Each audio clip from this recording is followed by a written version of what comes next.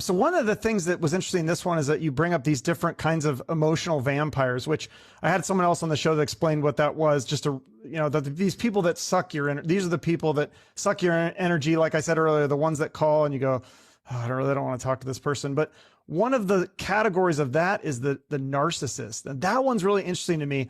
I've been doing a deep dive lately. There's entire YouTube channels that are dedicated to narcissists. Explain in your understanding, what a narcissist is. Yeah. So it is a diagnosed mental health condition.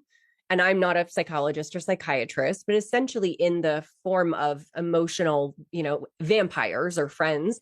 It's the person who keeps you around as long as you are in service of them. If you are doing something for them, if you're making them look smart, if you're pumping them up, if you are a nice prop because they needed someone to be with them, they'll keep you around. But once you're not serving them, they kind of don't want anything to do with you. They like to manipulate you. They like to make sure that they feel like they're the smartest person in the room, the best person in the room. And they essentially chip away at your confidence and your self-esteem such that they now have a sense of control over you and power over you. And those kind of friendships can be incredibly toxic and incredibly draining.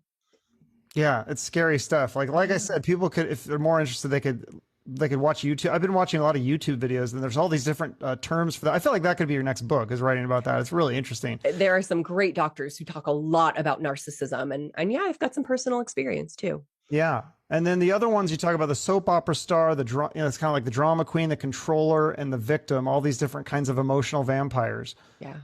Yeah. The soap opera star is the person who's always in drama. There's always something, you're never going to believe what happened to me. And they just need to suck you into their drama. And you're like, you could prevent, or they say oh, I don't like the drama. And I'm like, yes, you do. You live for this, right? So that is exhausting and can be exhausting. The controller is somebody who maybe not manipulative from the narcissist perspective, but they always feel like they need to have input. They need to make the decisions. They need to be right. And then the victim is perhaps the one we're all the most familiar with, and the one that's the most emotionally draining. It's the person who is constantly emotionally dumping onto you, asking for your advice, never taking your advice, and never making any changes, nor taking responsibility for their own situation. So they just dump their stuff onto you and expect you to hold it and carry it. And that is the entire relationship. They don't ask you about yourself.